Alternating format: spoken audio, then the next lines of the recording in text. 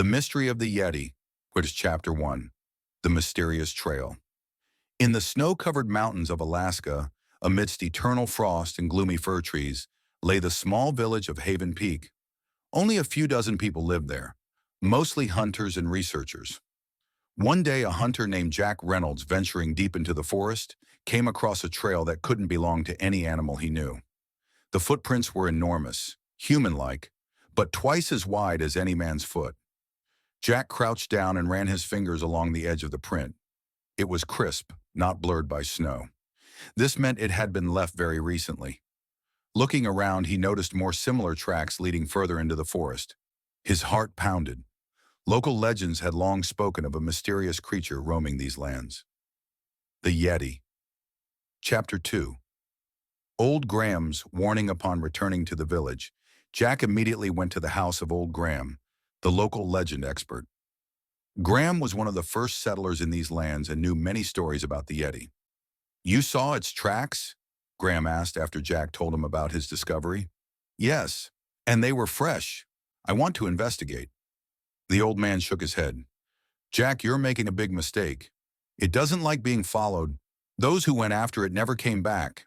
But Jack was too stubborn. He gathered his gear, took his rifle, and set out into the mountains, determined to uncover the truth. Chapter 3. The Depths of the Forest. Jack followed the creature's trail for nearly 2 days. The farther he went, the stronger he felt he was being watched. Occasionally he heard strange sounds, something like a moan or a roar.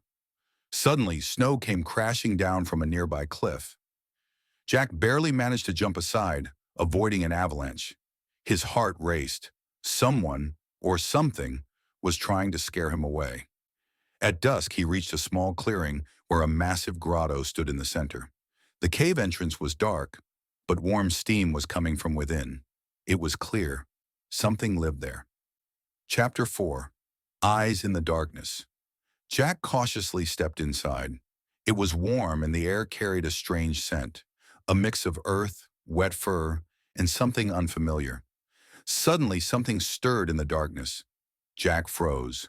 Before him, in the glow of his flashlight, appeared 2 large eyes, yellow like those of a wild beast, but with an intelligent gaze. He stood motionless, his mind refusing to believe what he was seeing. In front of him stood a massive creature, over 2.5 meters tall, covered in thick brown fur. Its arms were long and its hands, almost human. It did not attack. It simply watched. Chapter 5. An Unexpected Revelation. Jack slowly lowered his rifle. A strange feeling washed over him. This creature was not aggressive. It was intelligent. The Yeti suddenly reached toward the cave wall and picked something up. It was an old ornament made of bones. It extended it toward Jack as if offering a gift. Jack understood. It meant no harm. If anything, it wanted communication. But suddenly, from outside, a sharp noise broke the silence. Human voices. Someone else had found the cave. Chapter 6. A Choice. Jack realized they could be poachers or scientists eager to capture the Yeti. He quickly turned to the creature and whispered, "You need to run." But it already knew. It tilted its head, seemingly understanding the danger, and disappeared into the dark passage of the cave. Jack remained standing as armed men rushed in. "Where is it?" one of them shouted. "I don't know," Jack replied. "There's no one here." He lied, but he knew he had made the right choice. Chapter 7. A Journey into the Unknown. Jack couldn't shake the encounter from his mind. Over the following weeks, he secretly ventured back into the forest, searching for signs of the Yeti. Each time he found faint traces, disturbed snow, broken branches, and once, a tuft of thick brown fur snagged on a pine tree. One night, as he sat by his cabin's fireplace, a shadow passed outside his window. He rushed to the door, stepping onto the snow-covered porch.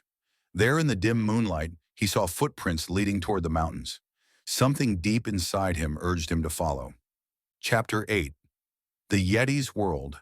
Jack spent days trekking deeper into the wilderness. The further he went, the more he felt the presence of something unseen. Then one evening, he stumbled upon a hidden valley, untouched by civilization, surrounded by towering cliffs and evergreen trees blanketed in snow.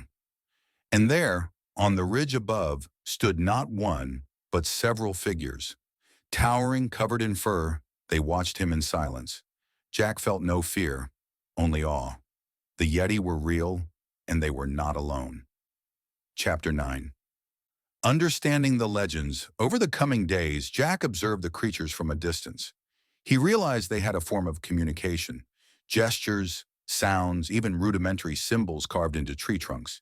They hunted, gathered,